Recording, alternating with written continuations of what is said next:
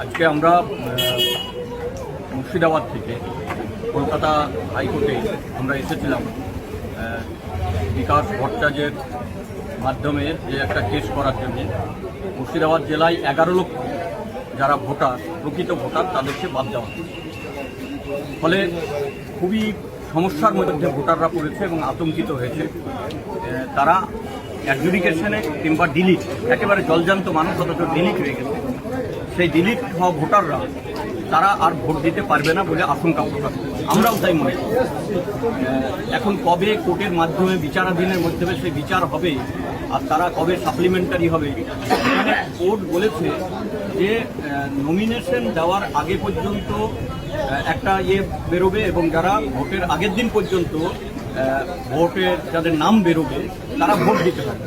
তাহলে ভোটের আগের দিন পর্যন্ত যদি এই বিচারাধীন ভোটাররা ভোট দিতে পারে, তাহলে শেষে যাদের নাম আসবে তারা তো ভোটে কোনো অংশগ্রহণ করতে পারবে না। নির্বাচক মণ্ডলী, সে তো নির্বাচনে প্রতিদ্বন্দ্বী করার অধিকার আছে, প্রতিদ্বন্দ্বিতা। সেইটা একটা আমরা আজকে কেস ফাইল করলাম বিকাশ ভট্টাচার্যের আন্ডারে হাইকোর্টে। আমরা আশা করছি যে আগামী সপ্তাহে তার শুনানি হবে।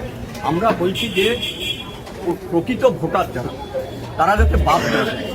প্রকৃত ভোটারদের বাদ দিয়ে নির্বাচন করা যাবে না। প্রকৃত ভোটাররা কি অন্যায় করেছে, কিভাবে অন্যায় করেছে, নামের বানান ভুল, পদবি ভুল, তো সে নিজে করেনি, এটা নির্বাচন কমিশনের পক্ষ থেকে ভুল করা হয়েছে। তাহলে নির্বাচন কমিশনের পক্ষ থেকে ভুল করা হলে সেই ভুলের দায়িত্ব কার? সেই ভুলের দায়িত্ব কি ভোটারদের। আমরা সেই জন্যে প্রকৃত ভোটারদের বাদ না রেখে নির্বাচন করা যাবে না এই মর্মে, এবং যাতে সবাই অংশগ্রহণ করতে পারে, প্রতিদ্বন্দ্বিতা করার সুযোগ পায়, সেই মর্মেই আমরা আজকে কেস